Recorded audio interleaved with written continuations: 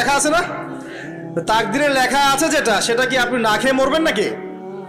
যদি আপনার তাকদিরে থাকে যে আপনি 50 বছর বাঁচবেন, আর 50 বছরে আপনি 500 মণ চাল খাবেন, কথার কথা, ওই চালের এক দানা বাকি থাকতে আপনি মরবেন?